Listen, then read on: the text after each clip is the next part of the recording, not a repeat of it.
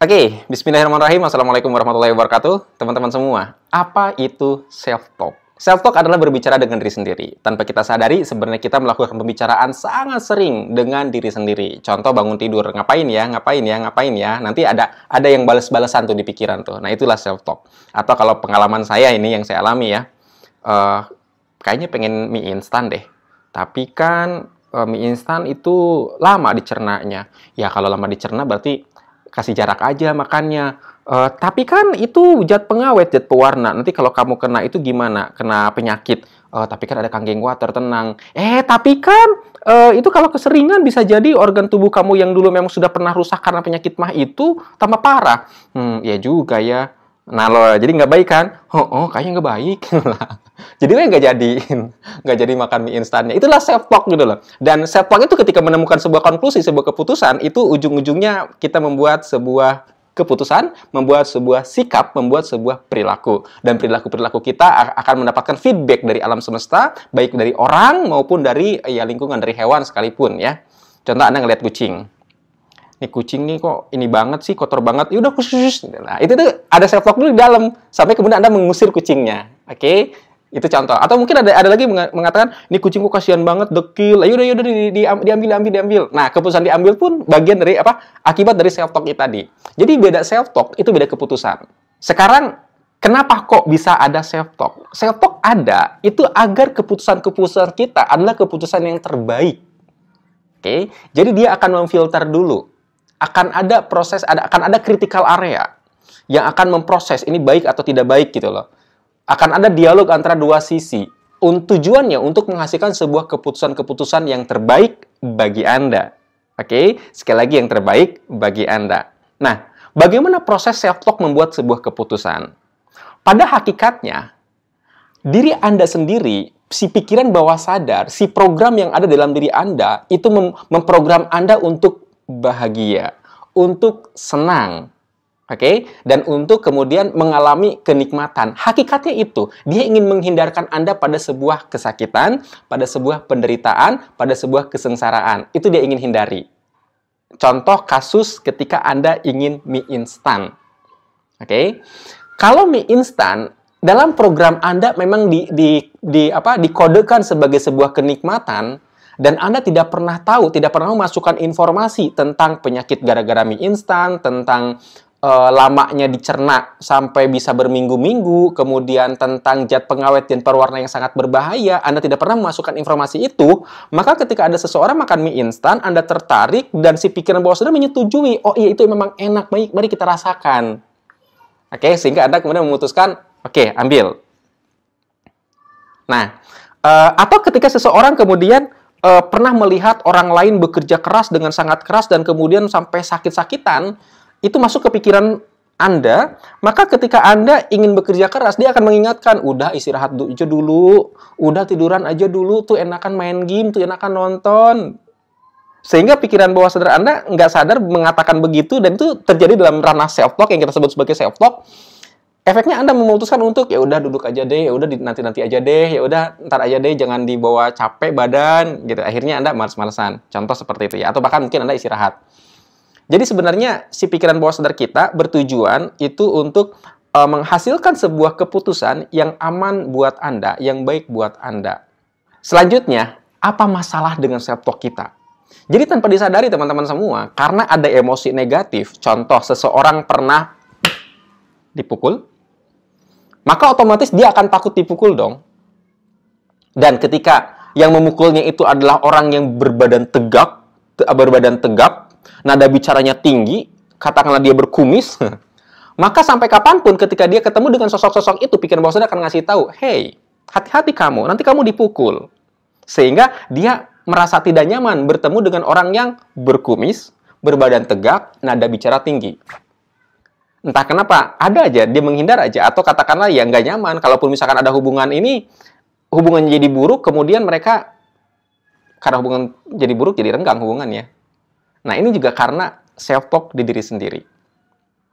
Nah, efeknya apa? Ketika Anda secara sadar ingin mencapai sebuah goals, ternyata ada program-program masa lalu yang mengkodekan bahwa cara mencapai goals itu tidak baik gitu loh, bahwa itu akan membuat Anda sakit, bahwa itu akan membuat Anda kelelahan. Ya, dia akan membuat sebuah self-talk yang negatif.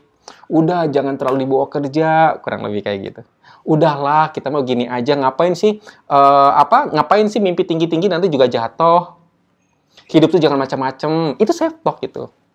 Secara sadar Anda ingin katakan mencapai sesuatu, tetapi tidak sadar bahwa ada blokade. Dan itu terjadi di ranah self-talk.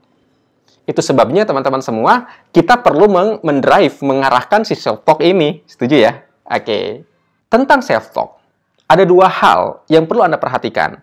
Pertama, critical area. Yang kedua, pengulangan atau repetisi. Oke. Critical area adalah sebuah wilayah, katakanlah sebuah membran, katakanlah sebuah pintu lah biar gampang diingat ya.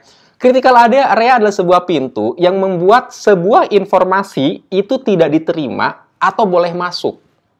Kapan boleh masuk? Manakala informasi ini sesuai dengan keyakinan Anda, dengan kebaikan-kebaikan Anda. Dan kapan sebuah informasi ini ditolak? Ketika informasi ini dianggap membahayakan keyakinan Anda. Contoh, Anda seorang wanita.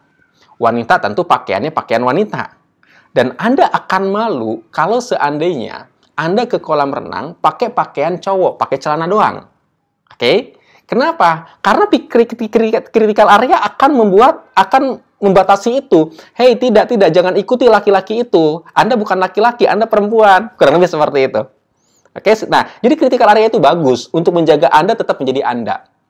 Dan Anda terhindar dari keburukan-keburukan. Atau misalkan Anda pengen nyebrang, maka akan ada informasi masuk. Hey, nanti dulu, jangan buru-buru, perhatikan kiri kanan.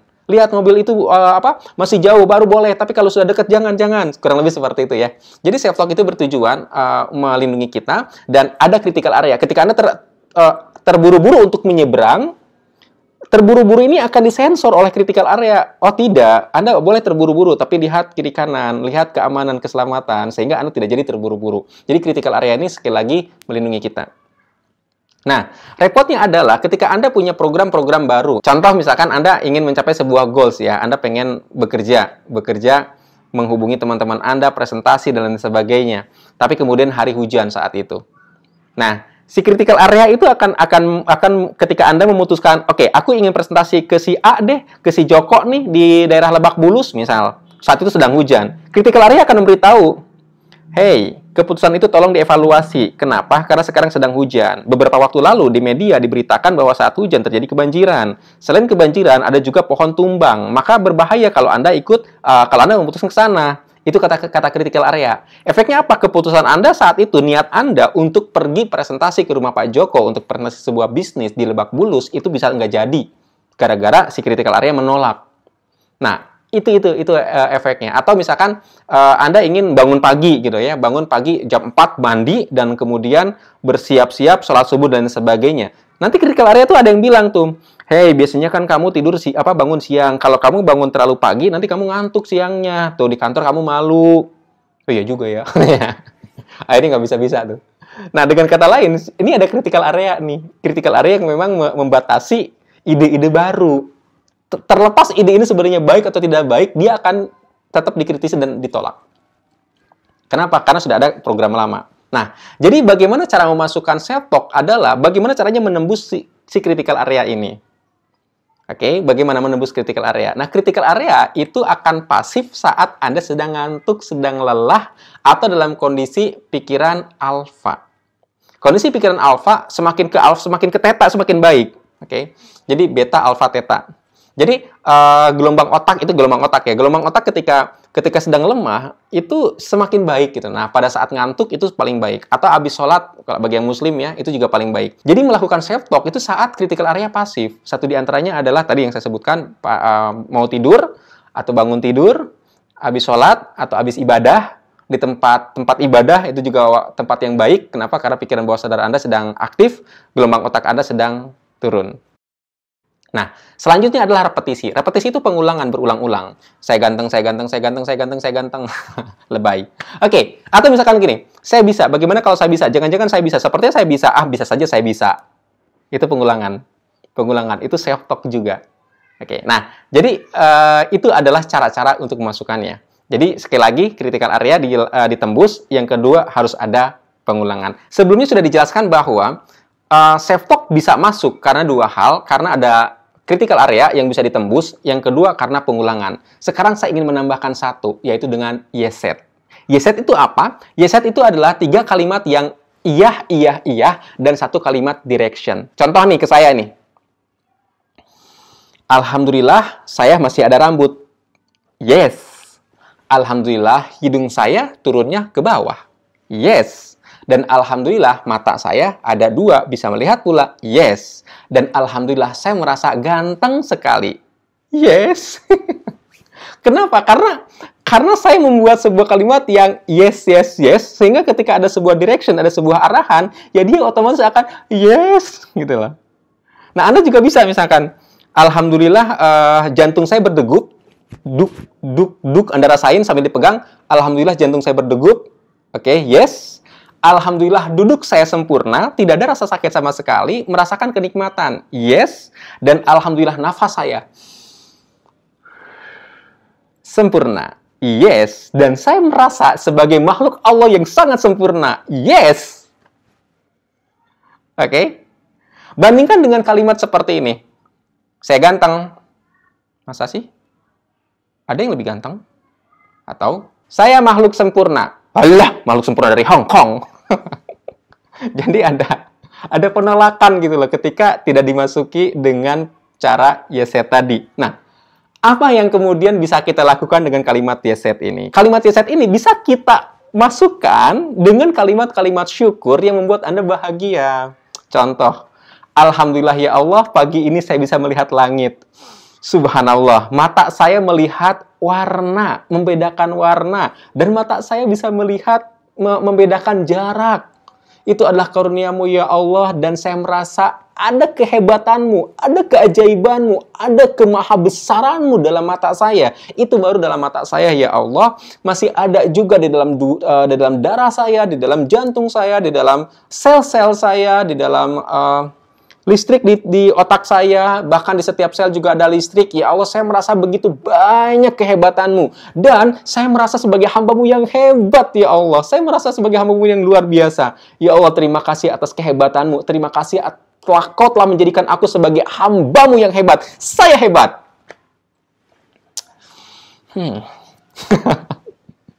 Oke, seperti itu kurang lebih. Oke, nanti saya ajari step-stepnya ya, kalimat-kalimatnya, contoh-contoh kalimatnya. Ini juga bisa dipakai untuk mencabut rasa kecewa Anda, mencabut rasa marah Anda, mencabut rasa sedih, mencabut rasa bersalah, mencabut rasa takut. Lalu kita akan masukin program berani, bahagia, sejahtera, berlimpah. Terima kasih. Assalamualaikum warahmatullahi wabarakatuh.